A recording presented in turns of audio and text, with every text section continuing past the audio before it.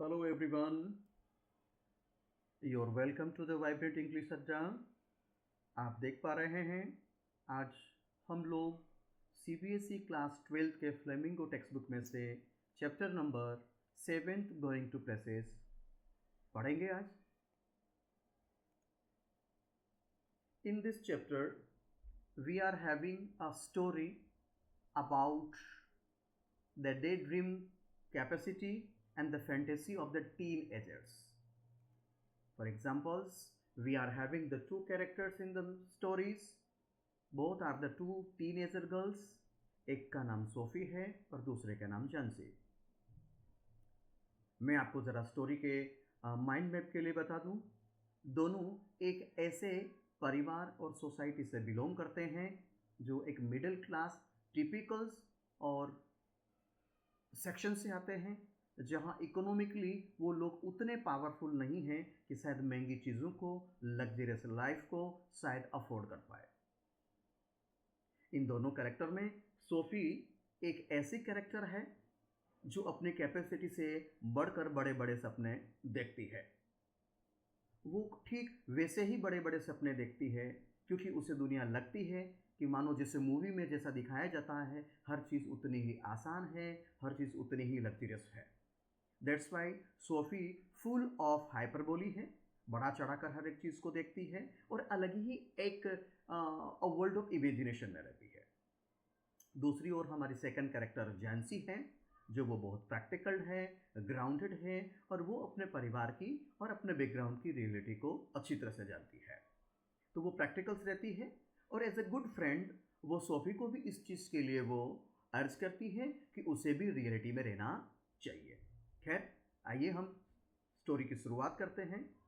हमारे दोनों character Sophie और जैंसी और रोज़ाना की तरह आज भी वो दोनों लौट करके घर आ रहे हैं और ठीक रोज़ाना की तरह ही वो ऐसी बातें कर रही हैं जैसे कि टीन उम्र की अक्सर गर्ल्स करती हैं।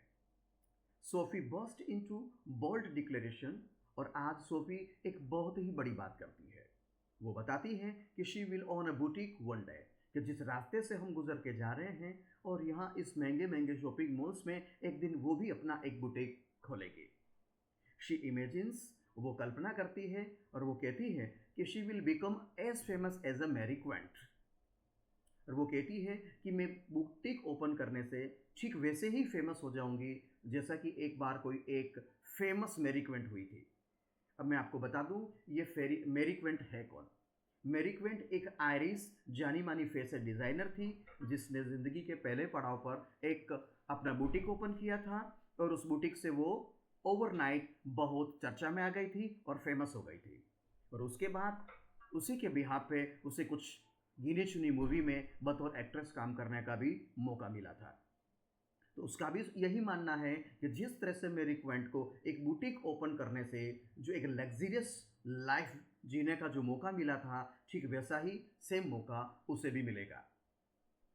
जानसी जो कि ज़्यादा प्रैक्टिकल है, वो बहुत ग्राउंडेड है, बहुत प्रैक्टिकल है, तो वो सोफी को एज ए गुड फ्रेंड वो कहती है इस चीज़ का एहसास कराते हुए कि द मनी, कि जो पैसा and the opportunity to open a boutique simply, वो कहती है कि जिस तरह के फैमिली बैकग्राउंड से हम लोग आते हैं, उस फैमिली बैकग्राउंड में एक बुटीक को ओपन करने के लिए जितने पैसे की ज़रूरत है वो और जितनी अपॉर्चुनिटी की ज़रूरत है वो दोनों चीज़ें हमें वहाँ से पॉसिबल नहीं हो सकती।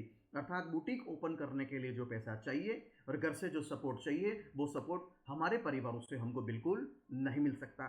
इसीलिए बेटर है कि आप इस तरह के बड़े बड़े सपने ना देखें। ऐसा जानसी सोफी को समझाने की कोशिश करती है, जैसे कि सामान्यतः हर एक फ्रेंडशिप में एक फ्रेंड ऐसा होता है जो शायद आपको गलत रास्ते से जाने से रोकता है। This contrast sets the tone aspiration versus reality and fantasy versus fact. इन दोनों की कहानी में आपको दो सीन देखने को मिलते हैं।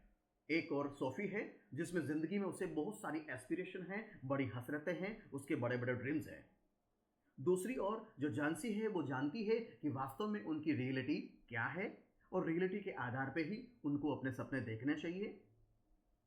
आई होप ये स्लाइड आपको समझ में आई होगी। अब देख लेते हैं कि जो सोफ़ी है, जो बड़े बड़े डे ड्रीम्स देखती है, उसका फैमिली बैकग्राउंड कैसा है। तो आइए, सोफ़ी जब स्कूल से लौट करके जब घर को आती है, तो उसका घर एक बहुत छोटा सा है। घर में एक छोटा सा किचन है और किचन में भी किस तरह का, स्टीमी है। It means someone is cooking in the kitchen. Kitchen में कोई कुकर चल रहा है, खाना बनाया जा रहा है, तो उसकी स्मोक से किचन पूरी तरह से भरा हुआ है, लबरेज है। और सोफ़ी की जो मदर है वो वहाँ किचन में खड़े होकर स्टोव पे खाना बना रही है। दूसरी ओर जो सिंक है उसमें डर्टी डिशेज रखी हुई है, अर्थात जिनको वॉश नहीं किया गया है। Her father eating his meal, और उसके फादर हैं वो एक साइड में बैठ करके खाना खा रहे हैं। An image of the mode is working class life. It means narrator wants to let us know कि उसके घर का जो माहौल है, ज़रा आप देख लीजिए, यदि अगर वो इकोनॉमिकली यदि अगर सेटल्ड होते तो उनका घर इतना बड़ा, इतना छोटा नहीं होता। और घर में आपने देखा कि किस तरह से उसकी खुद की ममा ही घर में काम कर रही है। इट मीन्स यदि वो अफोर्डेबल कंडीशंस में होते तो शायद उनके घर में उनकी ममा की जगह कोई नौकर काम कर रहा होता।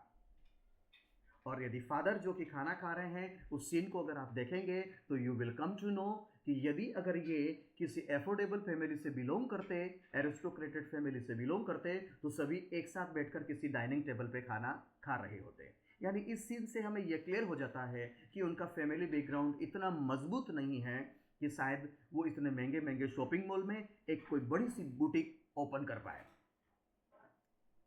अब सोफ़ी चूंकि घर में एंटर करती है, अब ऐसे घर के हालात में उसको क्या फील होता है, चूंकि वो तो हमेशा डे ड्रीम्स में रहती है, उसके सपने बड़े बड़े बड़े सपने हैं और वो अलग ही एक वर्चुअल दुनिया में रहती है। उसने एक अपनी अलग ही एक कल्पना की दुनिया बना ली है। उस घर में उसे अपना दम घुटता हुआ दिखता है। She feel suffocated. और वो ऐसा घर जिसमें उसको रेस्पॉन्सिबिलिटीज लेनी होगी। यानी वो जिस तरह के बड़े बड़े सपने देखती है, वो मानती है कि वो भी एक ऐसी फेमस स्टार है जैसे कि मैरी क्वांट हुआ करती थी। और मैरी क्वांट जैसे बड़े स्टार होते हैं, उनको घर में कभी कोई काम करना नहीं पड़ता। लेकिन यहाँ तो चूंकि रियलिटी अलग है, तो घर में आने के बाद उसे घर के काम भी करने होंगे।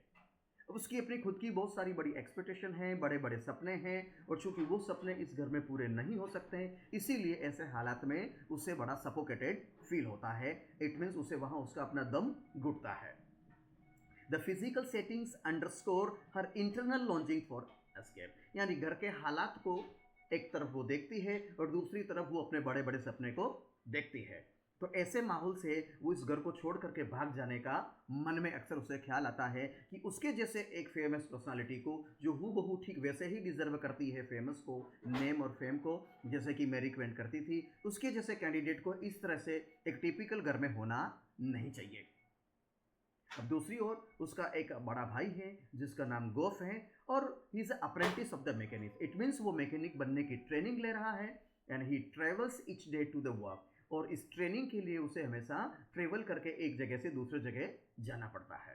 Somewhat mysterious and the remove.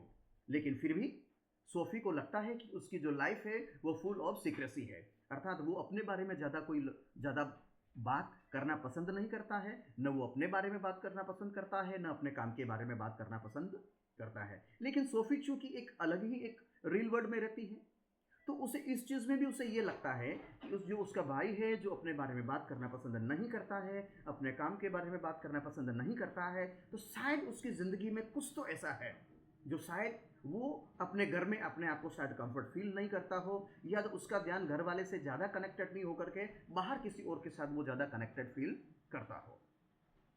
Now SoFi imagines. अब सोफ़ी वहाँ भी एक कल्पना करती है, और वो ये उसमें एक अपॉर्चुनिटी देखती है कि जिस तरह के उसके घर का टिपिकल माहौल है, सोफ़ी को लिबर्टी नहीं मिल सकती, वो फ्रीडम नहीं मिल सकती कि वो बाहर निकल करके शायद अपने भाई की तरह ओपन जाकर के वो शायद बाहर रोम कर पाए, फ्रीली घूम कर पाए, लॉन्ग साइड जाकर के वो ड्राइव कर पाए। इस तरह की बाहर खुली घूमने की आज़ादी उसे नहीं मिल सकती है जैसा कि उसका घर का माहौल है। तो वो अपने ब्रदर में एक अपॉर्चुनिटी देखती है। वो ये मानती है कि यदि मैं अपने भाई को, गोफ को, यदि मैं अगर अपने फेवर में कर लूँ, तो मैं अपने भाई का यूज़ करते हुए मैं घर से बाहर जा सकती हूँ, ठीक जैसा मेरा भाई शायद बाहर की खुली ओपन लाइफ को एंजॉय करता है। आई होप मैं भी शायद ऐसे ओपन लाइफ को एंजॉय कर पाऊँगी। आई होप सेकंड स्लाइड भी आप लोगों की आपको क्लैरिटी के साथ आपको समझ में आ चुकी होगी। चलिए अगले स्लाइड की ओर बढ़ते हैं। अब देखिए सोफी, जैसा कि मैंने शुरुआत में कहा कि सोफी एक अलग ही कल्पना की दुनिया में रहती है और अक्सर इस टीन एज के दौर पे, इस 13 से लेकर के 18 से 19 साल की उम्र के दौर पे जितने भी टीन एजर्स होते हैं, स्पेशली जो गर्ल्स होती है, वो अलग ही अपनी एक फैंटेसी की दुनिया में रहती है। अगर मैं यूँ कहूँ इंडियन टेंडेंसी और सोसाइटी के हिसाब से, तो अक्सर इस उम्र में जो गर्ल्स होती है वो इस तरह के फेरी ड्रीम्स देखती है कि एक राजकुमार आएगा, घोड़े पर बैठ करके आएगा और वो उसे अपने सपनों की राजकुमारी बना करके ले जाएगा।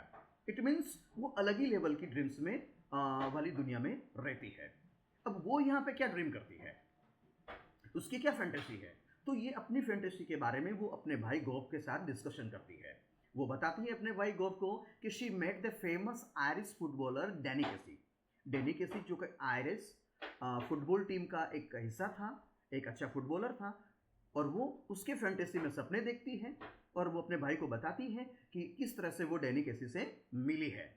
और वो कहाँ मिली, वो बताती है कि किसी एक आर्केड में उसके साथ मुलाकात हुई है। And she describe his green gentle eyes. वो बताती है कि वो कैसे दिखता है, किस तरह से उसकी नीली नीली आंखें हैं। And his promise to buy a shop.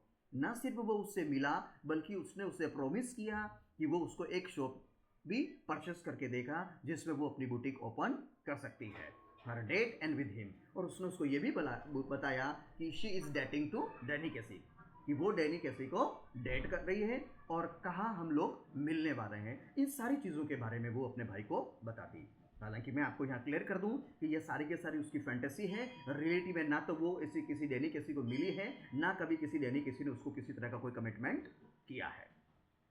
खैर एनीवेज, गोफ डजंट बिलीव हर। चूंकि उसका भाई है, वो उसे अच्छी तरह से जानता है कि उसकी बहन अक्सर इस तरह की न्यूसेंस करती रहती है। Their father certainly doesn't. और उसे भी पता है कि न सिर्फ उसका भाई उसके ऊपर विश्वास कर रहा है, बल्कि उसका फादर तो बिल्कुल ही विश्वास नहीं करेंगे। इट मीन्स उसके फादर को भी पता है कि किस तरह से उनकी लड़की नॉनसेंस वाली बातें करती रहती है। खैर सोफी सेंसेस दियर डिसबिलीफ। और सोफी को भी ये पता है कि घर में न उसका भाई न उसका फादर कोई भी उसकी बातों पर विश्वास नहीं करने वाला। But in spite of that, इसके बावजूद भी ये इस तरह के डे ड्रीम्स देखा करती है। This moment is pivotal. हालांकि ये जो मोमेंट है जब वो अपने भाई को बता रही है कि किस तरह से वो डैनी केसी के सपने देखती है, कि किस तरह से वो उस पर डेट कर रही है, किस तरह से वो उसे कहाँ मिलने वाला है, किस तरह से उसने उसको कमिट किया है कि वो उसे एक शॉप परचेज करके देगा जहाँ वो शायद वो अपनी बुटीक ओपन कर सकती है। ये बड़ा एक इम्पोर्टेंट सिग्निफिकेंट मोमेंट है जहाँ उसकी फैंटेसी है जो उसके प्राइवेट ड्रीम से बढ़ करके बाहर आने लगती। इट मीन्स ये पहली मर्तबा है उसकी फैंटेसी इतनी बढ़ गई है कि वो उस फैंटेसी को रियलिटी मान करके वो अपनी फैंटेसी को दूसरों को भी बताने लगती है। The risk of exposure begins. और इसी में सबसे ज़्यादा खतरा जुड़ा हुआ है कि लोग जब उसके बारे में जानेंगे कि उसकी फैंटेसी है, तो शायद वहाँ उसकी एक इमेज स्पॉइल होने के चांसेस भी ज़्यादा है। आई होप ये स्लाइड भी आप लोगों को समझ में आ चुका होगा। चलिए स्टोरी में अगला पड़ाव आता है कि जहां सोफी का पूरा परिवार अब फुटबॉल मैच देखने जाता है। और वहां क्या इंसिडेंट बनता है, आइए जरा उस पर नजर डालते हैं। The family goes to watch a football match where Danny Casey plays. आज उसका पूरा परिवार उस फुटबॉल मैच को देखने गया है जिस टीम में डैनी केसी भी वन ऑफ द फुटबॉलर खेल रहा है। ही स्कोर्स, और वो शानदार गोल करके अच्छी स्कोरिंग भी अपनी टीम के लिए करता है। Sophie is thrilled. सोफी आज रोमांच से भरी हुई है। सी इज वेरी एक्साइटेड कि आज उसे सपनों का राजकुमार अपने आंखों के सामने लाइव दिखाई देता है। Her fantasy is reinforced by the real event. अब रोजाना चूंकि वो उसे केवल ख्वाब में देखती है, कल्पना में देखती है, और आज वो रियल अपने आंखों के सामने देख रही है, तो उसका सपना और उसकी जो एस्पिरेशन है वो कुछ ज़्यादा ही अब स्ट्रॉन्ग हो जाती है। The match becomes a moment of validation for Sophie's believe. ये मैच ना होकर के मानो एक ऐसी अपॉर्चुनिटी और एक ऐसा मोमेंट था कि शायद सोफी का जो बिलीफ था अपनी फैंटेसी के ऊपर और बढ़ जाता है। इट मीन्स पहले वो नॉर्मल लेवल पे अपनी फैंटेसी करती थी, सपने देखती थी, अब कुछ ज़्यादा ही स्ट्रॉन्ग बेस पे वो अपने बड़े बड़े सपने देखने लगती है। She feels connected to the world larger than her own. अब पहले तो उसे लगता था कि जो मैं कल्पना देख रही हूँ वो कल्पना पूरी हो सकती है या नहीं हो सकती, शायद कहीं ना कहीं उस चीज़ का उसे एहसास था। और उसका मानना था शायद ये मैं ही सोचती हूँ, शायद दुनिया के दूसरे लोग शायद इस चीज़ पर विश्वास नहीं करेंगे। लेकिन अब चूंकि सामने से उसने उसको लाइव देखा है, तो अब उसे फील होने लगता है कि नहीं, ये सिर्फ मेरा ख्वाब ही नहीं है, इस दुनिया में बहुत ज़्यादा बड़ी अपॉर्चुनिटी हो सकती है, मेरे लिए चांसेस हो सकते हैं डेफिनेटली कि मैं डैनी कैसी के साथ डेट कर सकती हूँ या मैं उससे मुलाकात कर सकती हूँ। इट मीन्स उसे वो चीज़ रियल नज़र आने के चांसेस ज़्यादा फील होने लगते हैं। But the family, specially her father, remains anchored in their reality. He dismisses Sophie's stories of meeting Danny Casey as lies. अब खैर इस इंसिडेंट के बाद उसका भाई जो गोफ है, वो ये सारे इंसिडेंट कि उसकी सोफी किस तरह के सपने देख रही है, वो किस तरह से डैनी कैसी से मिली है, ये सारी बातें जब वो अपने फादर को बताता है, तो उसका फादर चूंकि सोफी को अच्छी तरह से जानता है, उसकी हैबिट्स को अच्छी तरह से जानता है, तो ही डिनाइज, ही डिडंट एक्सेप्ट, उसे पता है कि she is completely doing the nonsense, वो उसकी बातों को किसी तरह से बिलीव नहीं करता है। आई होप ये भी आपको अच्छी तरह से समझ में आ गया होगा। चलिए अब आते हैं नेक्स्ट पड़ाव है स्टोरी का, secret meeting and disappointment and reflection.